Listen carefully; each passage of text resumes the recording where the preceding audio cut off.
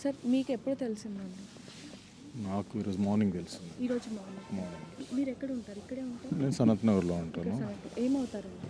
నాకు మా ఫ్రెండ్ అండి, వాళ్ళ బ్రదర్ నా ఫ్రెండ్ బాలాజీ మార్నింగ్ తెలిసి రావడం జరిగింది. అంటే అసలు హెల్త్ బాగాలేదన్న విషయం తెలిసింది. నాకు అలా ఏం తెలియదండి. మామూలుగా ఇది మాకు షాకింగ్ న్యూస్, సడన్గా షాకింగ్ న్యూస్ అంటే తెలుసు. ఎప్పుడైనా గాయత్రి గారితో మాట్లాడారా? అసలు ఎప్పుడైనా మాట్లాడారా? లేదండి. ఇక్కడ చూడొచ్చు, అంటే ఫ్రెండ్స్ కూడా ఇక్కడికి వచ్చి ఆమెను చివరిసారిగా చూసుకోవడానికి అయితే ఇక్కడికి రావడం జరిగింది. మరోవైపు కూడా మనోధైర్యాన్ని ఇస్తూ రాజేంద్ర ప్రసాద్ గారికి మనోధైర్యాన్ని కూడా ఇస్తున్నారన్న విజువల్స్ కూడా మనకి ఇక్కడ కనిపిస్తూ ఉన్నాయి. సార్ మీకు ఎప్పటి నుంచి తెలుసండి? నేను వాళ్ళ బ్రదర్నండి. వాళ్ళ బ్రదర్. నేనే వెళ్ళి జాయిన్ చేసింది, అన్నీ అక్కడ ఉండి చూసుకునేది అని నేనే. మీరు అసలు ఏం జరిగిందండి? అంటే ముందు నుంచి ఆవిడకి హెల్త్ బాగాలేదన్న విషయం తెలుస్తూ ఉంది.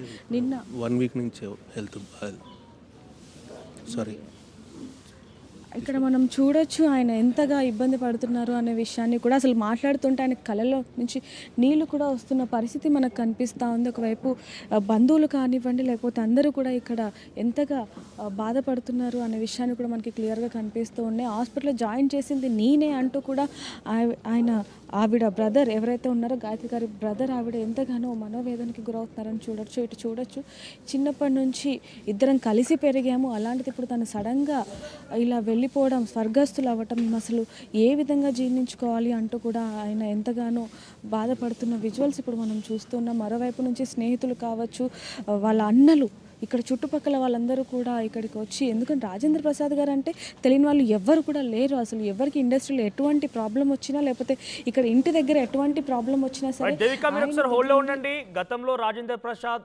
ఎమోషనల్ గురైనటువంటి ఆ సినిమా ఫంక్షన్, బేవర్ సినిమా డైరెక్టర్, ఆయన చివరి సినిమా ఇప్పుడు త్వరలో విడుదల కాబోతున్నటువంటి లగ్గం సినిమాకి సంబంధించిన డైరెక్టర్ కూడా రమేష్ చెప్పాలా, ఆయనతో పాటు మనతో లైవ్లోకి అందుబాటులో